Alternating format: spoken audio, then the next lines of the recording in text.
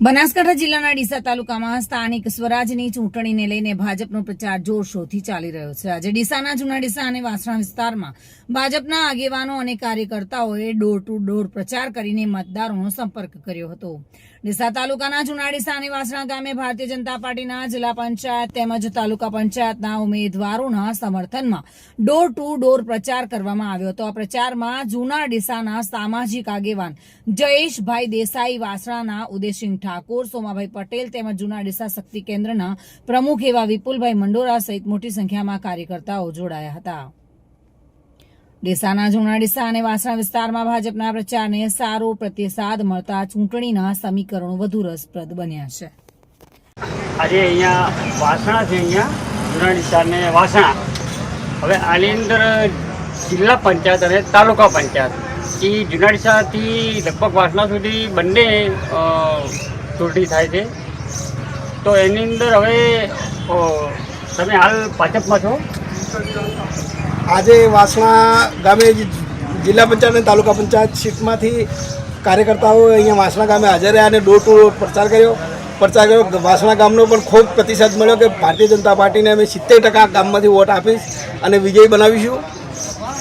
અને અત્યારે બી પહેલાં બી અત્યારે વિકાસ માટે એના માટે શું કેવું ચાલે છે? વિકાસ માટે એટલે ભારતીય જનતા પાર્ટીએ વિકાસ જે કર્યો છે એ જોઈને જ લોકો એમ કહે છે કે ભારતીય જનતા પાર્ટીને જ વોટ આપશું, બાકી કોંગ્રેસને કોઈ વોટ આપવાનો પણ મિનિંગ જ નથી કે અમે વોટ આપશું કોંગ્રેસને, કારણ કે કોંગ્રેસે કોઈ કામ કર્યા નથી અને ખોટા વાયદા જ કરે છે।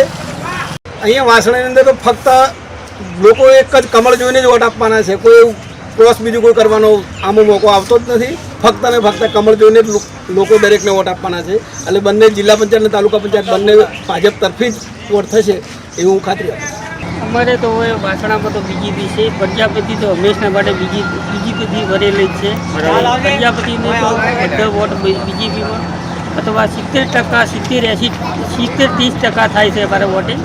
70 બીજેપી હોય છે, 30 કોંગ્રેસ હોય છે। બરાબર। બીજેપી માટે વાસણા કોમ હંમેશના માટે સારું રહ્યું છે અને સારું રહેશે। બરાબર। અને આ ભાજપ સરકાર આવીને એ દાડાની વાતનું ગામની અંદર વિકાસમાં કોઈ બાકી રહ્યું જ નથી। બરાબર।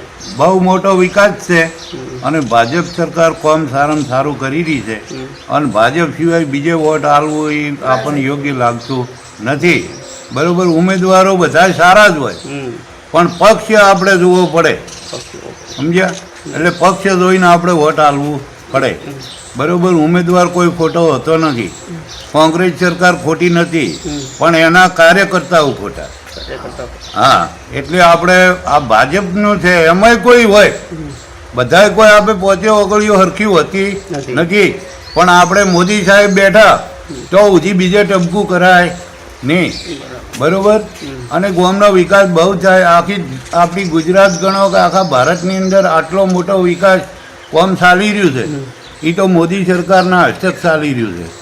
બરાબર। સરકારો તો કંઈક જતી રહી, બરાબર, પણ આટલો વિકાસ કોઈ દાડો જોયો નથી। ખેડૂતને શું, મજૂરને શું, વર્ગને શું, ગમે તેને અહીંયાથી રૂપિયો છૂટે તો આપણા ખિસ્સામાં રૂપિયો આવે છે। પહેલાં રૂપિયો છૂટતો એટલે 10 પૈસા જ આવતા। બરાબર। એટલે આવો તો વિકાસ આપે મારી 65 વર્ષની ઉંમરમાં આ અત્યારે છે એવો વિકાસ આગળ જોયો નથી। ગંઢિયા પણ વાતો કરે છે કે આટલો મોટો વિકાસ આગળ કોઈ દાડો નહોતો। એટલે બહુ સારામાં સારું કામ થાય છે અને ભાજપ સિવાય વોટ હલાય નહીં। ઉમેદવાર ગમે તે હોય, ઉમેદવાર જોવાય નહીં। બરાબર। આપણે મોદી સાહેબને જોવા પડે। હવે અહીંયા શું જિલ્લા પંચાયત અને તાલુકા પંચાયત એમાં તમારે 2 વોટ આવશે। હવે એમાં તમારે કેવી રીતે ચૂંટણીનું આયોજન કરવું? આપણે ચૂંટણીનું આયોજન તો આપણે જે કમળને જ વોટ આલવાનું છે 2 પક્ષમાં, બીજે આલવાની કોઈ જરૂર નથી, સમજ્યા કે નહીં? આપણે પક્ષને માને છે, આપણે વ્યક્તિને માનતા નથી। વ્યક્તિ તો મારો છોકરો ઊભો હોય, મારો ભાઈ ઊભો હોય, પણ વોટ આપણે આલવાનું છે અહીંયા જ આલવાનું છે, સમજ્યા કે નહીં? એટલે આપણે બીજે કોઈ માનવાની જરૂર નથી।